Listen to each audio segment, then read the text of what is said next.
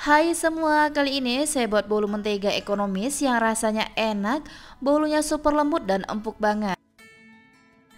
Hanya menggunakan 4 butir telur, hasilnya jumbo banget, bolunya super lembut dan empuk serta rasanya enak banget. Cocok banget teman-teman jadikan ide jualan ataupun dijadikan cemilan bareng keluarga tercinta. Yuk langsung aja kita ke cara pembuatannya. Pertama-tama siapkan wadah bersih serta kering, masukkan margarin sebanyak 200 gram. Ini margarinnya dalam keadaan beku ya teman-teman.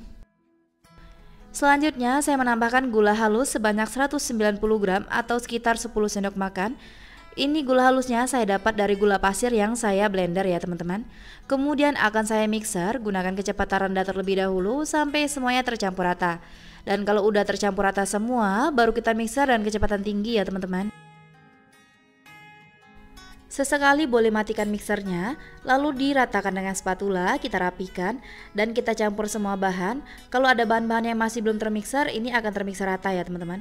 Dan ini akan saya lanjut mixer kembali dengan kecepatan paling tinggi. Saya mixer selama 10 menit sampai mengembang, margarinnya halus dan ringan ya teman-teman.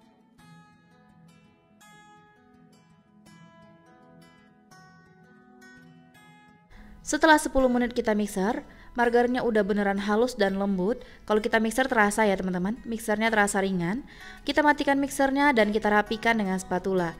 Ini kalau margarinnya udah lembut dan udah tercampur semua, baru boleh digunakan ya teman-teman. Selanjutnya saya masukkan telur sebanyak 4 butir, tapi telurnya kita masukkan satu persatu ya teman-teman.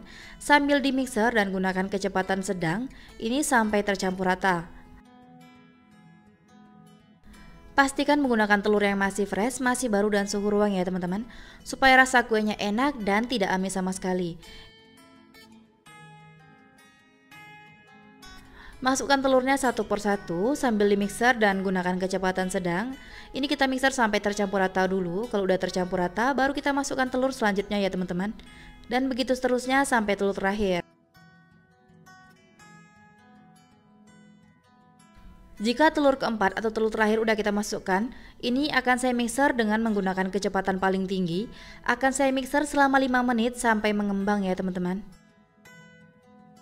Kenapa harus menggunakan margarin yang udah dibekukan? Karena kalau di mixer lama, dia tidak akan berminyak ya teman-teman. Setelah di mixer selama 5 menit dan udah mengembang serta tercampur rata semua, kita matikan mixernya. Kemudian saya lanjut aduk dengan spatula. Ini kita aduk rata aja ya teman-teman.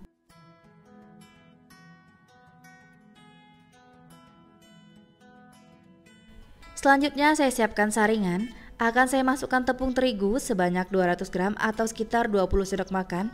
Lalu saya menambahkan tepung maizena sebanyak 24 gram atau sekitar 3 sendok makan. Susu bubuk sebanyak 1 sendok makan atau sekitar 10 gram ya teman-teman. Serta baking powder sebanyak 1 sendok teh. Kemudian ini kita ayak terlebih dahulu supaya mudah mencampurkannya ya teman-teman. Serta tidak ada bahan yang menggumpal ataupun bergerindil.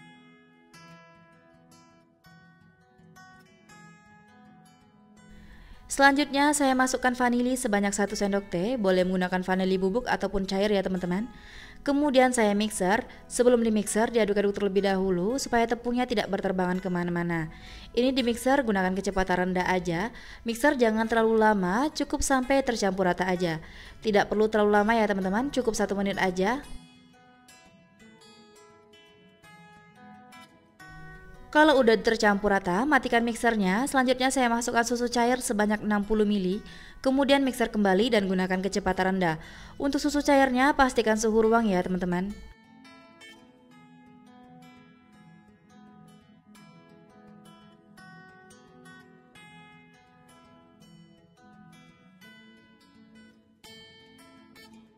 Kalau bahan-bahannya udah tercampur rata, kita matikan mixernya. Selanjutnya akan saya berikan pewarna makanan berwarna kuning tua. Ini opsional saja ya teman-teman, sesuai selera. Lalu diaduk dengan spatula, pastikan semuanya tercampur rata, pewarna makanannya larut. Ini kita aduk balik ya teman-teman, dan diaduknya jangan terlalu lama. Karena kalau terlalu lama diaduk, nanti adonannya akan encer. Untuk tekstur adonannya sendiri kental ya teman-teman, bisa dilihat sama seperti di video. Selanjutnya kita siapkan loyangnya. Saya menggunakan loyang tulban yang berukuran 20 cm. Jangan lupa diolesi dengan margarin ke seluruh permukaan loyangnya supaya tidak lengket. Masukkan adonan tadi ke dalam cetakan. Pada tahap ini boleh ovennya dipanaskan, kita panaskan selama 10 menit supaya panasnya merata dan konsisten ya teman-teman.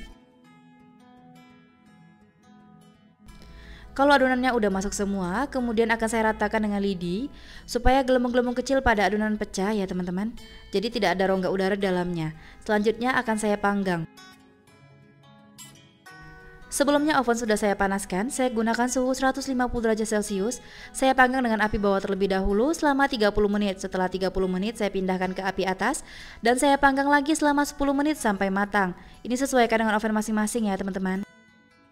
Setelah saya panggang selama 40 menit, kuenya udah matang, bisa terlihat kalau mengembang sempurna ya teman-teman. Kuenya juga gembul, langsung dikeluarkan dari oven. Dan selagi masih panas, langsung lepaskan kue dari cetakan supaya tidak lengket ya teman-teman.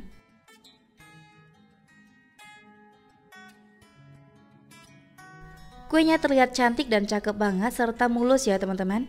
Langsung aja kita siapkan pisau potong kuenya, lalu kita potong-potong kuenya dan kuenya siap disajikan bersama keluarga tercinta. Seriusan aroma kuenya ini wangi banget ya teman-teman, bikin menggoda selera dan rasanya pengen cepat-cepat makan kuenya. Bisa teman-teman lihat ketika saya potong kuenya berasa lembut ya teman-teman.